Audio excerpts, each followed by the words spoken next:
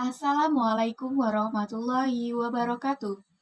Kami dari kelompok 6 yang beranggotakan Isnaini Fitriana Sodiko, NIM 23040190022, Titi Nurgaini, NIM 23040190061, Syafira Mawadah, NIM 23040190144, Muhammad Walid Adi Nugroho dengan NIM 23040190159 akan memaparkan materi yang berjudul Karakteristik Pembelajaran IPS Terpadu. Karakteristik pembelajaran IPS terpadu itu sendiri meliputi karakteristik mapel IPS, karakteristik pembelajaran IPS, pembelajaran tematik terpadu dalam pembelajaran IPS, perencanaan pelaksanaan penilaian pembelajaran tematik terpadu IPS. Yang pertama yaitu karakteristik mapel IPS. Terdapat 5 karakteristik mata pelajaran IPS di SD atau MI. Yang pertama, IPS adalah integrasi disiplin ilmu yang bergabung dalam unsur-unsur ilmu sosial. Yang kedua, topik pembahasan berbentuk tema yang dihasilkan dari KI dan KD meliputi keilmuan, sejarah, geografi, sosiologi, dan ekonomi.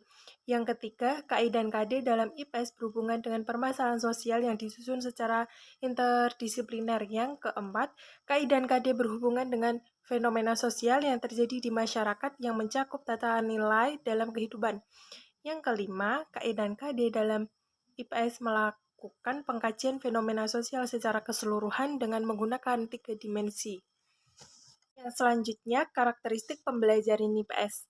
Materi IPS di SD atau MI mencakup kehidupan manusia dalam tempat dan lingkungannya, waktu, perubahan, dan berkelanjutan, organisasi, sistem budaya, kehidupan sistem ekonomi, serta komunikasi dan teknologi. Pengorganisasian materi di SD atau MI menggunakan integrate kurikulum. Materi IPS di SD atau MI dikemas dengan penyesuaian terhadap jenjang pendidikan, di mana jenjang pendidikan pada kelas 1-3 SD atau MI, mata pelajaran IPS menjadi bagian integral atau melebur pada mata pelajaran seperti Bahasa Indonesia, Matematika, dan PKN. Sedangkan pada jenjang kelas tinggi, yaitu kelas 4-6, mata pelajaran IPS berdiri sendiri dengan penerapan pembelajaran tematik terpadu bersama mata pelajaran lain yang diajarkan secara integratif dengan proses pembelajaran menggunakan tema atau tematik. Selanjutnya, pembelajaran tematik terpadu dalam pembelajaran IPS. Pendekatan pembelajaran tematik dalam IPS sering disebut dengan pendekatan interdisipliner. Model pembelajaran tematik pada hakikatnya merupakan suatu sistem pembelajaran yang memungkinkan peserta didik, baik secara individual maupun kelompok aktif, mencari, menggali, dan menemukan konsep serta prinsip-prinsip secara holistik dan otentik. Pada pendekatan pembelajaran terpadu, program pembelajaran disusun dari berbagai cabang ilmu dalam rumpunan ilmu sosial. Pengembangan pembelajaran terpadu dalam hal ini dapat mengambil suatu topik dari suatu cabang ilmu tertentu, kemudian dilengkapi, diperluas, dan diperdalam dengan cabang-cabang ilmu yang lain. Model pembelajaran terpadu dalam mata pelajaran ilmu pengetahuan sosial. Yang pertama, model integrasi berdasarkan topik. Dalam ilmu pengetahuan sosial atau IPS keterpaduan dapat dilakukan berdasarkan topik yang terkait. Yang kedua, model integrasi berdasarkan potensi utama. Keterpaduan IPS dapat dikembangkan melalui topik yang didasari pada potensi utama yang ada di wilayah setempat. Yang ketiga, model integrasi berdasarkan permasalahan. Model pembelajaran terpadu pada IPS yang lainnya adalah berdasarkan permasalahannya. Contoh pemetaan pembelajaran tematik terpadu IPS dalam model integrate. Pengintegrasian 3 muatan pelajaran materi teks, cerita, taman bermain yang hilang. Yang pertama Bahasa Indonesia, IPA, dan IPS. Yang pertama, Bahasa Indonesia mengetahui unsur intrinsik dalam teks tersebut. Yang kedua, IPA mengetahui manfaat tanaman baku. Yang ketiga, IPS mengetahui jenis-jenis pekerjaan orang yang tinggal di pesisir pantai. Perencanaan pelaksanaan penilaian pembelajaran tematik terpadu IPS. Agar kegiatan pembelajaran tematik dengan menggunakan pendekatan tematik dapat berjalan dengan baik, maka diperlukan beberapa hal yang tercakup, antara lain tahap perencanaan dan tahap pelaksanaan dan penilaian. Pada tahap perencanaan kompetensi dasar. A. Pemetaan kompetensi dasar. Kompetensi pemetaan dasar dilakukan untuk memperoleh gambaran secara menyeluruh dan utuh semua standar kompetensi, kompetensi dasar dan indikator dari berbagai mata pelajaran yang dipadukan dengan tema yang dipilih. Kegiatan yang dilakukan adalah sebagai berikut. Yang pertama, penjabaran standar kompetensi SK dan kompetensi dasar ke dalam indikator. Yang kedua, menentukan tema. Dan yang ketiga, identifikasi dan analisis SK, KD, dan indikator. B. Pada pengembangan jaringan tema. Pembuatan jaringan tema pada dasarnya adalah kegiatan menghubungkan kompetensi dasar dan indikator dengan tema pemersatu. Dengan jaringan tema tersebut, maka akan terlihat kaitan antara tema, kompetensi dasar, dan indikator dari setiap mata pelajaran. Jaringan tema ini dapat dikembangkan sesuai dengan alokasi waktu setiap tema. C. Pengembangan silabus. Hasil seluruh proses yang telah dilakukan pada tahap-tahap sebelumnya dijadikan dasar dalam penyusunan silabus. D. Penyusunan rencana pembelajaran ataupun RPP. 2. Pelaksanaan pembelajaran tematik.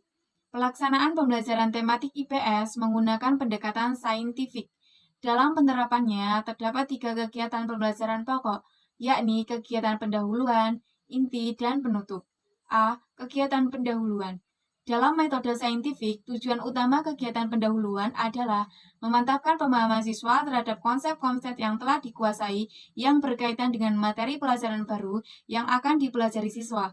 Dalam kegiatan ini, guru harus mengupayakan agar siswa yang belum paham suatu konsep dapat memahami konsep tersebut. Sedangkan siswa yang mendalami kesalahan konsep, kesalahan tersebut dapat dihilangkan. Pada kegiatan pendahuluan, disarankan guru menunjukkan fenomena ataupun kejadian aneh ataupun kejadian ganjil yang dapat menggugah timbulnya pertanyaan dari siswa. Contoh kegiatan pendahuluan yang pertama, guru mengucapkan salam. Yang kedua, guru mengingatkan kembali konsep-konsep yang dipelajari oleh siswa yang berhubungan dengan materi baru yang akan diajarkan. Dan yang ketiga, menyampaikan tujuan pembelajaran. Pada kegiatan inti, contoh kegiatan inti merupakan kegiatan utama dalam proses pembelajaran ataupun proses penguasaan pembelajaran pada siswa. Kegiatan inti dalam pembelajaran adalah suatu proses pembentukan pengalaman dan kemampuan siswa secara terprogram yang dilaksanakan dalam durasi waktu tertentu. Kegiatan dalam metode saintifik ditunjukkan untuk terkonstruksinya konsep, hukum, ataupun prinsip oleh siswa dengan bantuan dari guru melalui langkah-langkah kegiatan yang diberikan di muka. Contohnya pada kegiatan inti. Yang pertama, kegiatannya mengamati. Yang kedua, menanya. Yang ketiga, menalar. Yang keempat, mengumpulkan data. Yang kelima, menganalisis data. Yang keenam, menarik kesimpulan. Dan yang terakhir, mengomunikasikan. Pada kegiatan penutup. Kegiatan penutup ditunjukkan untuk 2 hal pokok. Pertama, validasi terhadap konsep, hukum, ataupun prinsip yang telah dikonstruk oleh siswa.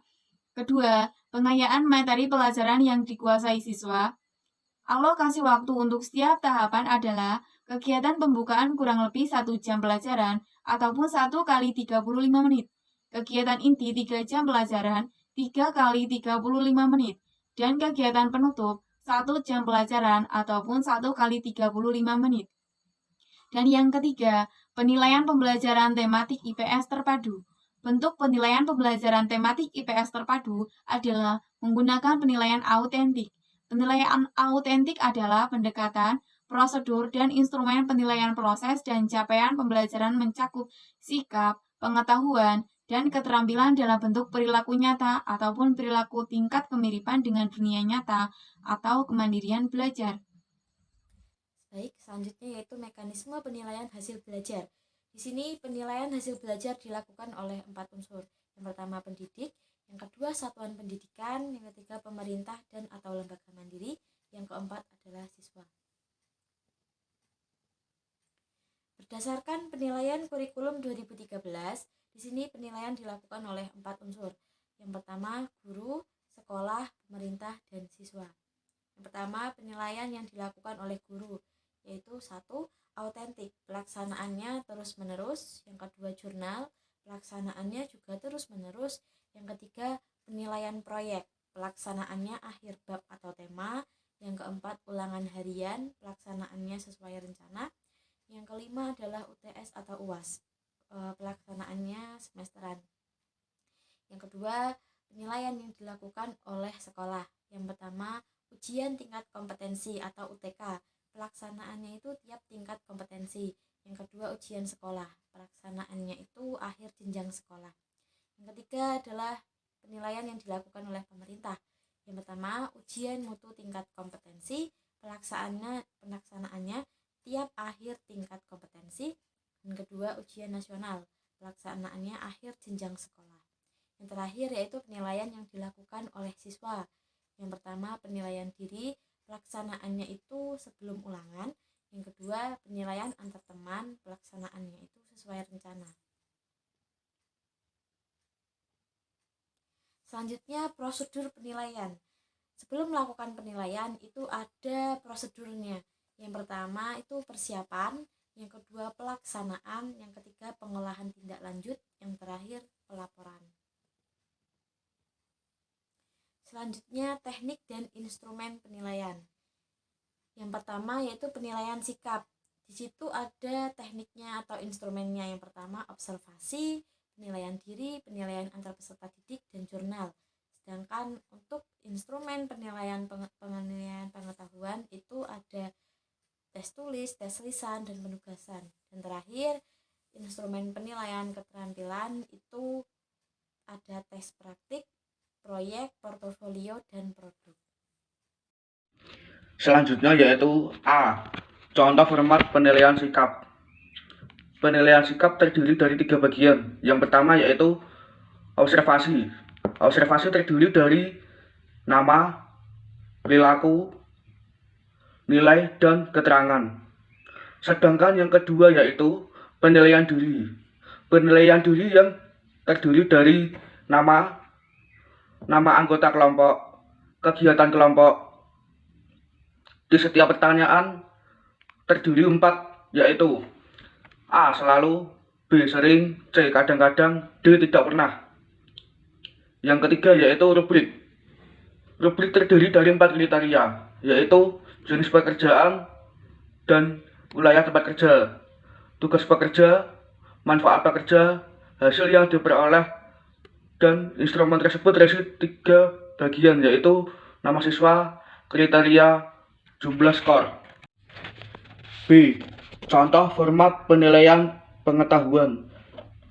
Format penilaian pengetahuan yaitu memiliki rumus putih soal, yaitu yang terdiri dari mata pelajaran, kelas atau kurikulum, kompetensi dasar, materi, indikator soal, level kognitif, dan bentuk soal. Perhatikan gambar tersebut. Gambar 1, angkot. Gambar 2, ojek online.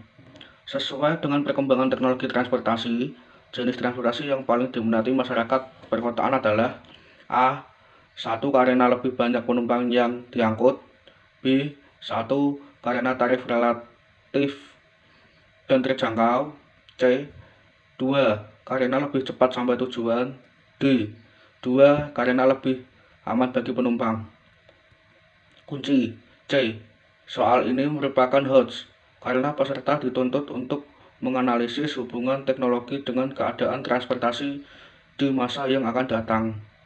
C. Contoh format penilaian keterangan, yaitu terdiri dari penilaian kinerja menggambar peta Indonesia. Penilaian yang terisi di dalamnya yaitu aspek yang terdiri dari hasil gambar dan kerapian. Penilaian tersebut berisi 1. Cukup, 2. Baik, 3. Sangat baik. Instrumen tersebut terdiri dari nama, aspek yang diamati, hasil gambar, dan kerapian.